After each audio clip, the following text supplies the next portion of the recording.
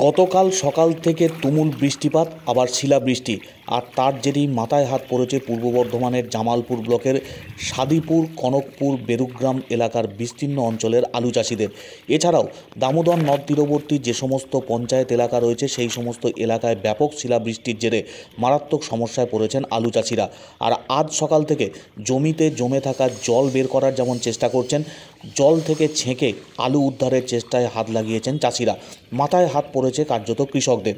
এমনিতেই জমিতে আলুর দাম নেই, তার উপর যেভাবে বৃষ্টি এবং শিলাবৃষ্টি হয়েছে তার জেরে সমস্যায় পড়েছেন দক্ষিণ দামোদরের বিস্তীর্ণ এলাকার আলু চাষিরা।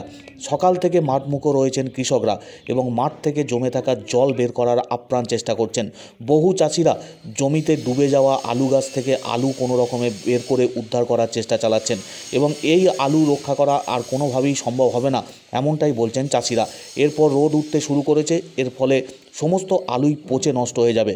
তাই জল থেকে ছেঁকে কোনো রকমে সেই কাঁচা আলু তোলার কাজে হাত লাগিয়েছেন কৃষকরা। বহু টাকা ঋণ করে চাষ করেছেন, কারোর সমবায় সমিতি, কেউ ব্যাংক থেকে ঋণ করে বা কেউ মহাজনের কাছ থেকে ঋণ করে আলু চাষ করেছেন। তারা কার্যত মাথায় হাত দিয়েছেন। সকাল থেকে আপ্রাণ চেষ্টা চালাচ্ছেন তারা। গতকালকে বৃষ্টি থামার পর জমি থেকে জল বের করার চেষ্টা করছিলেন কৃষকরা, তারপরেও সমস্ত জমিতে জল বের করা সম্ভব হয়নি। আর আজ সকাল থেকে ফের আলু জল থেকে ছেঁকে কোনো রকমে উদ্ধার করার চেষ্টা শুরু করেছেন পূর্ব বর্ধমানের জামালপুর ব্লকের বিস্তীর্ণ এলাকার কৃষকরা। ফসল উদ্ধারের চেষ্টা করছেন সকলে।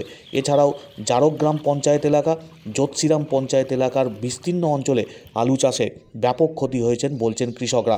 কীভাবে দেনা শোধ করবেন তা নিয়ে দুশ্চিন্তা ক্রমশ বেড়েছে।